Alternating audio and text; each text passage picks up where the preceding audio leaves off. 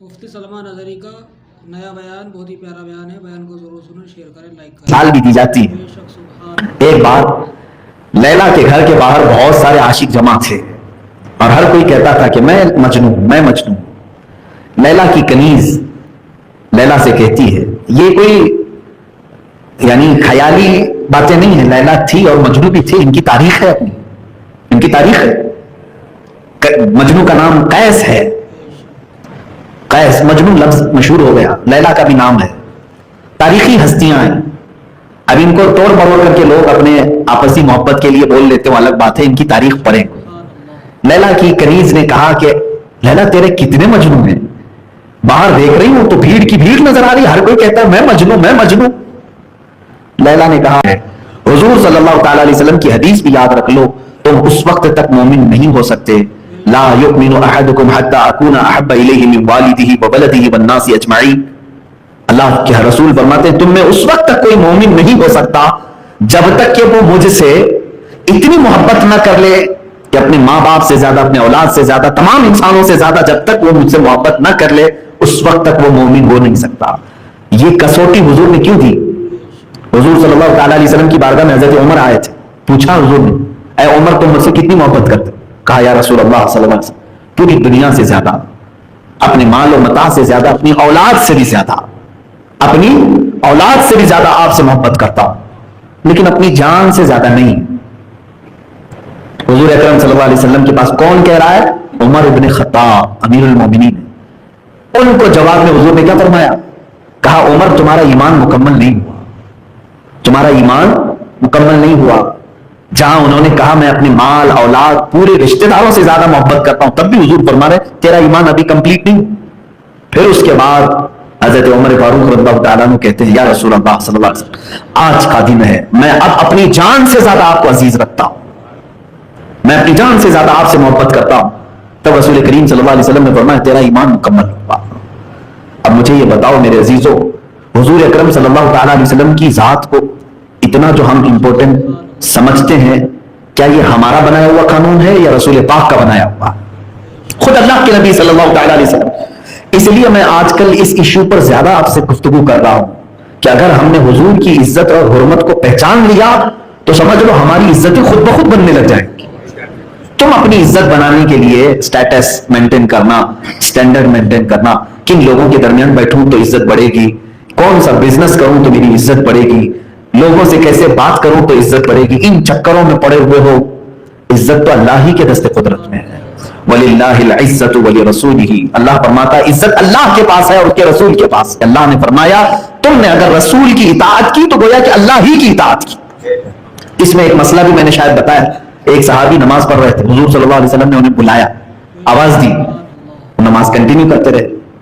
اللہ کے نبی صلی اللہ تعالیٰ علیہ وسلم نے انتظار کیا. تھوڑی دیر کے بعد وہ سلام پھیر کر کے آئے. حضور نے پوچھا میں نے بلایا تم نے سنا نہیں؟ انہوں نے کہا یا رسول اللہ صلی اللہ علیہ وسلم نماز پڑھ رہا تھا. توجہ چاہتا ہوں، نماز کس کی ہوتی ہے؟ اللہ کی ہے نا. وہ صحابی کہتے میں نماز پڑھ رہا تھا. حضور اکرم صلی اللہ علیہ وسلم نے فرمایا اے میرے صحابی کیا تم نے قرآن کی آیت نہیں سنی؟ یا ایھا الذین آمنوا استجیبوا للہ وللرسول اذا دعاکم. اے ایمان والو جب اللہ اور اس کے رسول تمہیں بلائیں اسی وقت حاضر ہو جاؤ. انہوں نے کہا ہاں یا رسول اللہ سنا تو ہوں، آیت ہے قرآن میں، لیکن اے اللہ کے نبی نماز کی حالت میں جب میں اللہ کا سجدہ کر رہا ہوں جب آپ بلائیں تو بھی میں آ جاؤں؟ اب سنو مسئلہ. حضور فرماتے ہیں اے میرے صحابی کیوں نہیں، اگر تم آ جائیں. اب مسئلہ بتاؤ، حضور نے اگر بلایا، تمہاری 2 رکعت ہوئی، عشاء کی 4 پڑھ رہے تھے، 2 رکعت ہوئی، تیسری کے لیے کھڑے ہوئے، اللہ کے نبی صلی اللہ علیہ وسلم نے بلایا تو اسی وقت حاضر ہو جاؤ. نبی کونین صلی اللہ علیہ وسلم نے تمہیں کسی کام کا حکم دیا کہ جاؤ فلاں بازار میں کچھ کام کر کے آؤ، خرید و فروخت کیا، لوگوں سے بات چیت کیا، سودا لے کر کے آئے، گھر پہنچائے، واپس آئے، گھنٹہ گزر گیا، 2 گھنٹے 3 گھنٹے گزر گئے، کام کاج کر کے واپس آئے، تو اب حکم کیا ہے اس شخص کے لیے؟ فرمایا گیا جہاں سے وہ نماز چھوڑا تھا وہیں سے کمپلیٹ کرے، پھر سے نہیں شروع کرنا ہے. 2 رکعت پڑھ کے گیا تھا، باقی آ کر کے تیسری رکعت میں وہیں سے کھڑا ہو اور وہیں سے کمپلیٹ کرے. کیوں؟ فرمایا گیا اس کی نماز نہیں ٹوٹی اس لیے کہ رسول کی اطاعت میں تھا. ارے میاں اگر ہم بات کر لیں تو نماز ٹوٹ جائے، ہم اگر چل کر کے مسجد سے باہر چلے گئے تو نماز ٹوٹ جائے گی، لیکن نبی کے حکم پر اگر تم 2 گھنٹے تجارت بھی کرتے رہے تب بھی نماز نہیں ٹوٹی.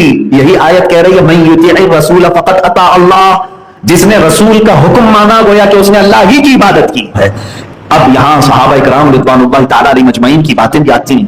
وہ اس قدر دوڑ کر کے حضور کے لیے حاضر ہوتے ہیں، اللہ اکبر، کہ وہ کان کھڑے رکھتے ہیں کہ اللہ کے نبی کس بات کا حکم دے رہے ہیں. کاش وہ اطاعت ہمیں دوبارہ مل جاتی ہے. آج صحابہ کی بات تو دیکھیں، شراب ابھی حرام نہیں ہوئی تھی. حضرت انس رضی اللہ تعالیٰ عنہ فرماتے ہیں، کہتے ہیں کہ میں قہوہ خانے جو ہوتے تھے شراب کے، جیسے چائے کی ہوٹلیں ہوتی ہیں اس طرح شراب کی ہوٹلیں ہوتی تھی پہلے. ابھی اسلام میں حرام نہیں تھی شراب، سٹیپ بائی سٹیپ حرام کی گئی. حضرت انس رضی اللہ تعالیٰ عنہ کہتے ہیں کہ میں شراب کے پیالے لوگوں کو بھر کر کے دینے کا کام کرتا تھا.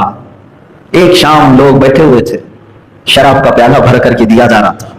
اچانک مدینے میں ایک آواز آئی، کوئی ندا دینے والا زور سے آواز دے رہا تھا، یا ایھا المسلمون قال رسول اللہ صلی اللہ علیہ وسلم حرم الخمر.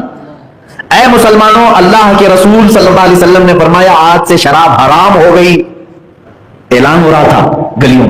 حضرت انس کہتے ہیں میرے ہاتھ سے پیالہ چھوٹ گیا، جو مٹی کا پیالہ ہوتا تھا چھوٹ گیا.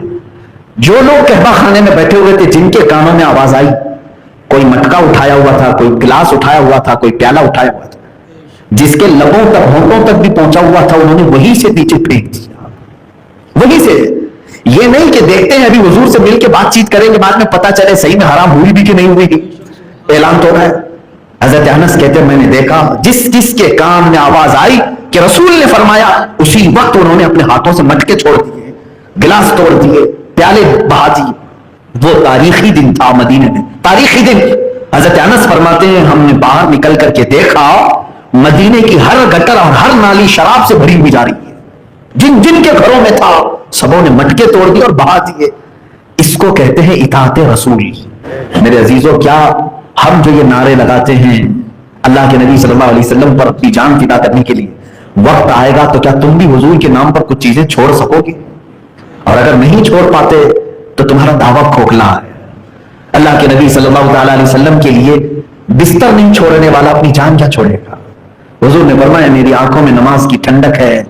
کون ہے جو عاشق رسول صبح کے وقت اپنا بستر، گرم بستر چھوڑ دے، اپنی نیند کو ترک کر دے، یہ کہہ کر کے اپنے گھر سے نکلے کہ میں اپنے نبی کی آنکھوں کو ٹھنڈک پہنچانے جا رہا ہوں کیونکہ میں اپنے رسول سے بے پناہ محبت کرتا ہوں. ایسے عاشقوں کی جماعت بہت کم ہے، لیکن جلوس میں اور جلسوں میں پکارنے والے عاشق بہت زیادہ ہیں، آواز دینے والے عاشق بہت زیادہ ہیں. یہاں پر میں مولانا روم کی وہ بات بتاتا ہوں. لیلا اور مجنوں کا نام تو سنا ہوگا، مشہور ہے، ہر جگہ ان کی مثال بھی دی جاتی ہے. ایک بار لیلا کے گھر کے باہر بہت سارے عاشق جمع تھے اور ہر کوئی کہتا تھا کہ میں مجنوں، میں مجنوں. لیلا کی کنیز لیلا سے کہتی ہے، یہ کوئی یعنی خیالی باتیں نہیں ہیں، لیلا تھی اور مجنوں بھی تھے، ان کی تاریخ ہے اپنی، ان کی تاریخ ہے. مجنوں کا نام قیس ہے، قیس. مجنوں لفظ مشہور ہو گیا، لیلا کا بھی نام ہے. تاریخی ہستیاں ہیں. اب ان کو توڑ مروڑ کر کے لوگ اپنے آپسی محبت کے لیے بول لیتے ہیں، الگ بات ہے، ان کی تاریخ پڑھیں. لیلا کی کنیز نے کہا کہ لیلا تیرے کتنے مجنوں ہیں، باہر دیکھ رہی ہوں تو بھیڑ کی بھیڑ نظر آ رہی، ہر کوئی کہتا ہے میں مجنوں، میں مجنوں. لیلا نے کہا حلوہ بناؤ. لیلا بڑی گھر کی عورت تھی. حلوہ بنایا اور کہا جاؤ باہر جا کر کے کہو کہ جو مجنوں ہے وہ آ جائے. لیلا نے اس کے لیے حلوہ بھیجا ہے. کنیز نے ایک بڑا تھال لیا اور باہر آئی، پکارا کہ آج لذیذ حلوہ لیلا کے گھر سے آیا ہے. سب ٹوٹ پڑے جتنے مجنوں تھے، فیک مجنوں تھے، سب آئے. اور میں یہ بات کیوں بتا رہا ہوں آپ سب سمجھ جائیں گے اس چیز کو. حلوے پر ٹوٹ پڑے، سب حلوے کھا لیے. وہ کنیز اندر آئی، کہا کہ سارے مجنوں کھا گئے. لیلا نے آپ کی بار کہا پھر وہی برتن لو اور چاقو لو، باہر جاؤ اور کہو کہ لیلا نے اپنے مجنوں کے جسم کی ایک بوٹی مانگی ہے، گوشت کا ایک ٹکڑا مانگا ہے. کنیز اب کی بار باہر آئی، کہا کہ تم میں سے کون مجنوں ہے سامنے آ جائے. لیلا نے اس کے جسم کا ایک ٹکڑا مانگا ہے، گوشت کی ایک بوٹی مانگی. سب بغلیں کھجاتے ادھر ادھر نکلنے لگے. ارے یہ الگ لیلا ہے. جہاں جسم کے ٹکڑے کاٹنے کی بات آئی، فیک مجنوں سب ایکسپوز ہو گئے. بہت دیر کے بعد ایک شخص آیا، जो हलवा खाया भी नहीं था, वो झुके हुए अंदर से किसी दूर दराज इलाके से आता हुआ दिखाई दिया। उसने आकर कनीज से पूछा, लाओ, लैला ने कहा है? कहा। तो उसने काटना शुरू किया और कहा कि यहां का काटूं, यहां का काटूं, फला जगह का काटूं। उस कनीज ने कहा, नहीं, बस एक टुकड़ा मांगा है लैला ने। उस मजनू ने कहा कि मुझे ये तो नहीं बताया गया कि किस हिस्से का मांगा, मैं हर जगह का काट करके दे देता हूं, ले जाओ, लैला को कोई तो चीज पसंद आ जाए। हकीकत में वो शख्स अपने जिस्म को चाकू से काटने लगा। वो कनीज डर के मारे अंदर भाग गई और कही कि एक दीवाना दिख रहा है, वो चाकू लेकर के अपने बदन के टुकड़े काटने लग गया है और खून अपने आप में खून खून हो रहा है। लैला ने कहा, अब तुझे समझ में आया, हलवे वाले मजनू और हैं, फिदा होने वाला मजनू और है। मेरे अजीजों, इस बात को बयान करके उलमा इकराम ने यही फरमाया, इस तरह भीड़ भाड़ के आशिकों की जमात बहुत है, इनको खिचड़े पे जमा कर लो, इनको नियाज पे जमा कर लो, इनको जुलूस पे जमा कर लो, नारे पे जमा कर लो, हाय हाय हाय हाय करते सब जमा हो जाएंगे। जिस दिन नाम रसूल सल्लल्लाहु तआला अलैहि वसल्लम के लिए कोई कुर्बानी तुमसे मांगी जाए, अरे मियां, अभी तो मैं गर्दन नहीं मांग रहा हूं किसी की, न ही तुम्हारा खून मांग रहा हूं, लेकिन आओ अपने रसूल के लिए कम से कम तुम बिस्तर छोड़ करके दिखा दो, समझ में आ जाएगा कि इश्क रसूल कहां तक पहुंचा है, मोहब्बत रसूल कहां तक पहुंची है। ये बात अजीब सी नहीं नजर आती? तुम्हें दुनियावी फिल्में और गाने और एक्टर भी पसंद है और रसूल भी पसंद है, ऐसा कैसे हो सकता है? खुदा की इबादत का सजदा भी और शैतान से याराना भी, उससे दोस्ती भी। अब मुझे बताओ, महशर में किससे किस चीज का सिला मांगोगे? अजीजान गिरामी वक़ार, अब यहां पर हुजूर अकरम सल्लल्लाहु तआला अलैहि वसल्लम की इताअत की बात आई है, इसलिए मैं अर्ज कर रहा हूं। वो इताअत अलग थी जो सहाबा के अंदर थी, वो फिदा हो जाते थे, जान निछावर करते थे। जंगे उहद की बात मैं बताऊं, एक साहब मैदान उहद में लड़ते लड़ते उनका जिस्म पूरा खत्म हो गया, खीमा बन गया था। मैं ये जो लफ्ज कह रहा हूं बड़े एहतियात से कह रहा हूं, सब बोटियां हो गई थी, कुछ छिड़की बाकी था, लाश भी नहीं पता चल पा रही थी, चेहरे का मुसला हो गया था, सिर्फ उनकी उंगली का एक हिस्सा, पोर, उंगली का पोर ये मैदान में गिरा हुआ मिला। उनकी बहन आई मदीने तैयबा से, सहाबा तो पहचान नहीं पाए, उनकी बहन ने कटी हुई उंगली का एक टुकड़ा उठाया और कहा, ये मेरा भाई है, मैं इसे पहचानती। कुछ भी नहीं मिला बाकी, कुछ नहीं, उंगली का एक पोर देख करके उनकी बहन ने कहा, ये मेरा भाई है, अनस बिन नदर है। अल्लाह अकबर। जिनकी जिस्मों के टुकड़े हजार टुकड़ों में तब्दील हो गए, वो आशिक रसूल थे या फिर हम हैं? अजीज़ान गिरामी वक़ार, मैं अपने लिए भी नसीहत करूंगा, आपके लिए भी। इकबाल की वही बात फिर मैं दोहराता हूं, बमुस्तफा रसां खैश के दी हमा मुस्त, अपने आप को नबी के लिए वक्फ कर दो, दीन यही है, यही है दीन। अगर बऊ न रसीदी तमाम मुल हदीस, अगर वहां तक नहीं पहुंच सके तो फिर तुझ में और अबू लहब में कोई फर्क नहीं। पढ़िए सल्लल्लाहु अलैका या रसूल अल्लाह वसल्लम अलैका या हबीब अल्लाह। जो याद मुस्तफ़ा से दिल को बहलाया नहीं करते, जो याद मुस्तफ़ा से दिल को बहलाया नहीं करते, जो याद मुस्तफ़ा से दिल को बहलाया नहीं करते, हकीकत में वो लुत्फ़े ज़िंदगी पाया नहीं करते।